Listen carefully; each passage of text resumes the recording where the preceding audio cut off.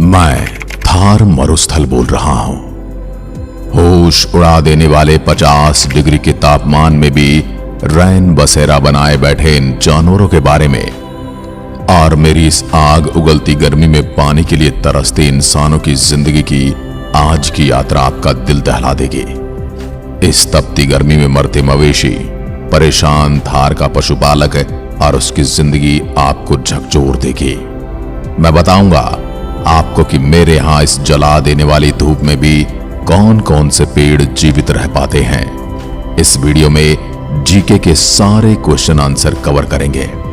कैसे मेरे यहां इतनी धूप में भी कुछ जानवर आज भी अपना वर्चस्व मेरे यहां कायम किए हुए हैं। मेरे विस्तार से लेकर मेरे इस भयंकर गर्मी वाले थार मरुस्थल का निर्माण कैसे हुआ, मैं जानकारी दूंगा।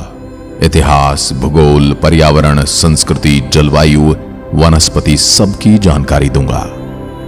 मैं मेरे यहां घूमने वाले टूरिस्ट आखिर इस रेतीली बंजर गर्मी वाली जगह पर आकर क्या करते हैं वह भी बताऊंगा।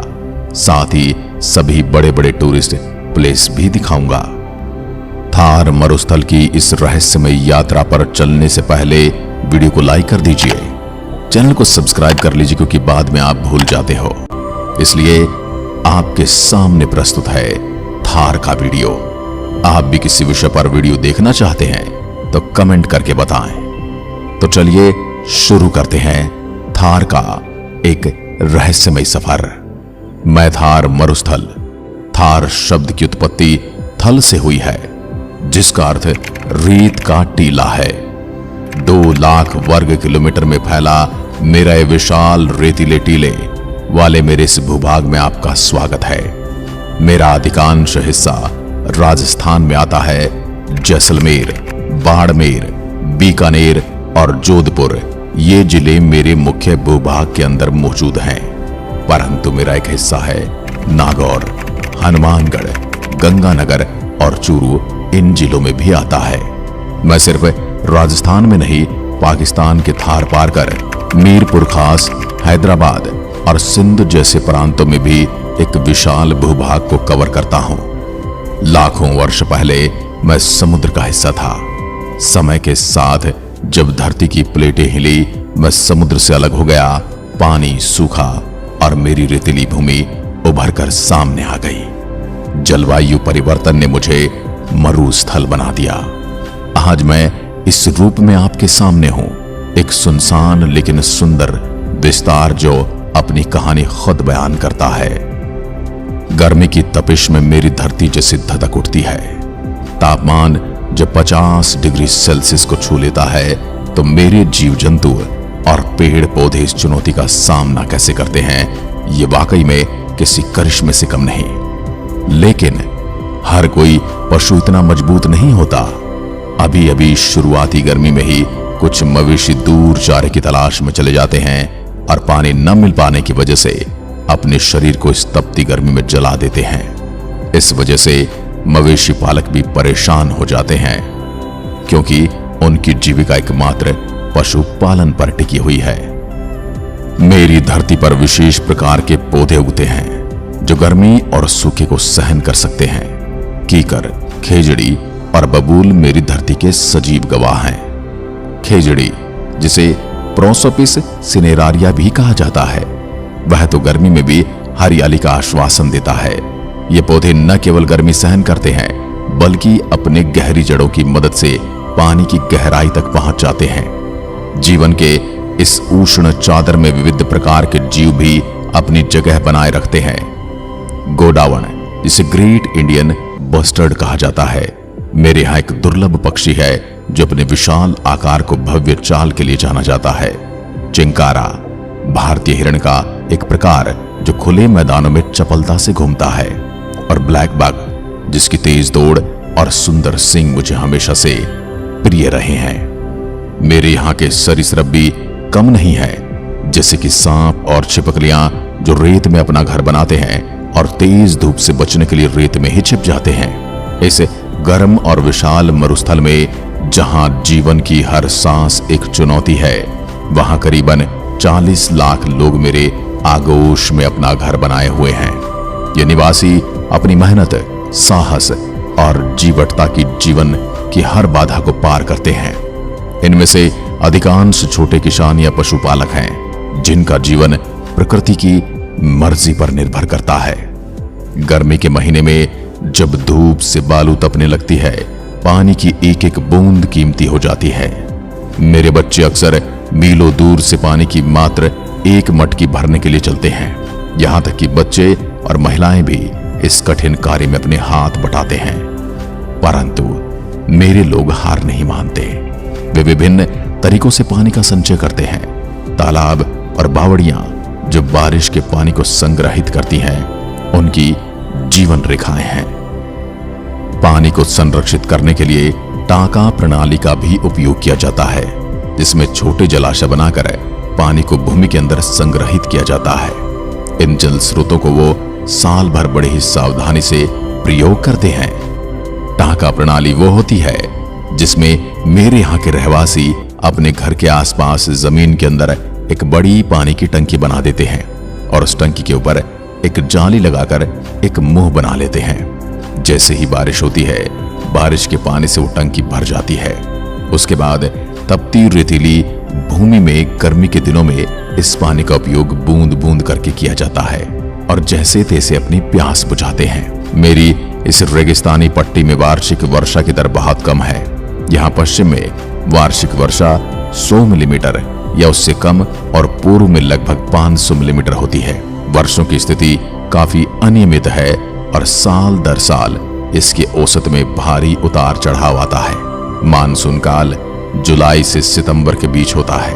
दूसरे मौसम में पूर्वोत्तर से हवाएं चलती हैं। मई और जून सबसे गर्म महीने होते हैं, तब तापमान 50 डिग्री तक पहुंच जाता है। जनवरी के महीने में ठंड के दौरान न्यूनतम तापमान 5 से 10 डिग्री तक रहता है।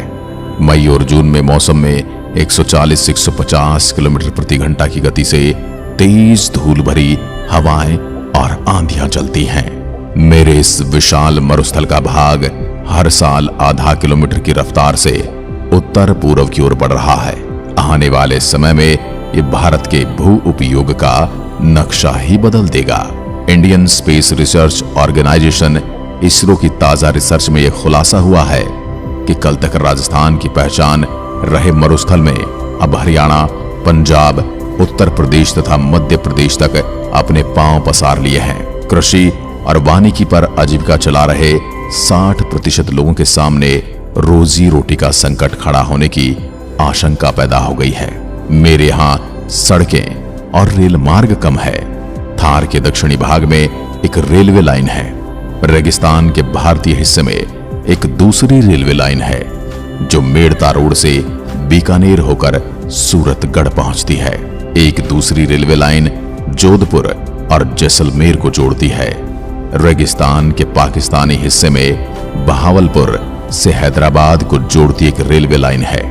1947 में हुए भारत पाकिस्तान विभाजन से सिंधु नदी की सिंचाई नहर प्रणाली का अधिकांश भाग पाकिस्तान क्षेत्र में चला गया, जबकि भारतीय हिस्से का एक बड़ा रेगिस्तानी क्षेत्र असिंचित रह गया। 1960 के दौरान देशों के बीच हुए सिंधु जल संधि के द्वारा निश्चित किए गए अधिकार व अनुबंधों ने सिंधु नदी के जल के उपयोग की सीमाओं को निर्धारित कर दिया। मेरी विस्तृत धरती पर विविधता की छाया बिखरी हुई है। यहाँ हिंदू मुस्लिम दोनों संप्रदायों के लोग साथ साथ निवास करते हैं। इनकी सांस्कृतिक और सामाजिक परिस्थितियां विविध हैं, जो एक जटिल लेकिन रंगीन तस्वीर प्रस्तुत करती है। हालांकि देखा गया है एक समुदाय की आबादी थोड़ी बढ़ती जा रही है। आंकड़ों के अनुसार दूसरे समुदाय के प्रजनन की दर थोड़ी कम है। ऐसा लगता है एक समुदाय ने उस नारे से परहेज कर लिया है जिसमें कहा गया है, हम दो हमारे दो। यहाँ के बंजारे जो न तो किसी खास जातीय समूह से जुड़े हैं और न ही किसी एक स्थान तक सीमित हैं, पशुपालन, दस्तकारी और व्यापार में माहिर हैं। इनका जीवन यात्रा पर आधारित है और ये आसपास की स्थानबद्ध आबादी के साथ सहजीवी रूप से जुड़े हुए हैं। यहाँ की घास, जो कि मेरे लिए प्रमुख प्राकृतिक संसाधन है, न केवल पशुओं के लिए चारा प्रदान करती है, बल्कि स्थानीय लोग इससे दवाइयां और साबुन भी तैयार करते हैं। यहाँ के वनस्पति से निकाले गए तत्वों से दवाइयां बनती हैं जो स्वास्थ्य रक्षा में सहायक होती हैं। मेरे थार में युद्धों की शुरुआत प्राचीन काल से हो गई थी, जब विभिन्न राजवंशों ने मेरी भूमि पर अपना अधिकार जमाने के प्रयास किए। मेरी भूमि व्यापारिक मार्गों के लिए भी महत्वपूर्ण रही है, जिससे इसका सामरिक महत्व बढ़ जाता है। आधुनिक युग में विशेषकर भारत पाकिस्तान के बीच के संघर्षों में मेरा नाम उभर कर आया। 1965-1971 के युद्धों में मेरी रेतों ने बहुत कुछ देखा और सहा। इन युद्धों में दोनों देशों की सेनाएं मेरे विस्तृत मैदानों में आमने सामने खड़ी थी और मेरी भूमि पर कई वीर योद्धाओं ने अपना बलिदान दिया। मेरी विशाल रेतीली भूमि रंगीन संस्कृति और ऐतिहासिक स्थलों का मिश्रण पर्यटकों को एक अद्वितीय अनुभव प्रदान करता है। यहां पर आपको देखने के लिए क्या क्या मिलने वाला है। नंबर 1, जैसलमेर का किला। मेरे दिल में स्थित यह सोनार किला अपने सुनहरे पत्थरों के लिए प्रसिद्ध है। यह किला अपनी वास्तुकला और ऐतिहासिक महत्व के लिए दुनिया भर में जाना जाता है। यह देश का एकमात्र किला है जिसमें लोग बसते हैं, यानी इसे जीवित किला कहा जाता है। नंबर 2, समरेत के टीले। यहाँ पर्यटक ऊंट की सवारी का अनुभव कर सकते हैं और सूर्यास्त का मनोरम दृश्य देख सकते हैं। यह स्थान अपनी अद्वितीय सुंदरता और रोमांचक गतिविधियों के लिए जाना जाता है। मेरे इस विशाल थार मरुस्थल में आकर आप ये गतिविधियां कर सकते हैं। नंबर 1, रेगिस्तान में सूर्यास्त होना एक बड़ी ही मनमोहक घटना का आपको साक्षी बना देता है। Number 2, Jaisalmer hot air balloon adventure उत्साह की ओर चढ़ना आपको सिखा देंगे। नंबर 3, जैसलमेर सांस्कृतिक संध्या रेगिस्तानी संगीत आपकी शाम एकदम रंगीन बनाता है। नंबर 4, रात्रि प्रोग्राम वो आप अपने समय और सुविधा के अनुसार तय कर लीजिए, क्योंकि इसको मैं बताना नहीं चाहता। अंत में एक क्वेश्चन पूछ रहा हूं, इसका सही और सटीक जवाब देने वालों को कमेंट में हार्ट दे दूंगा। थार भारत के किन किन राज्यों की सीमाओं के साथ मिलता है? बिना गूगल किए सही जवाब कमेंट में लिख दीजिए।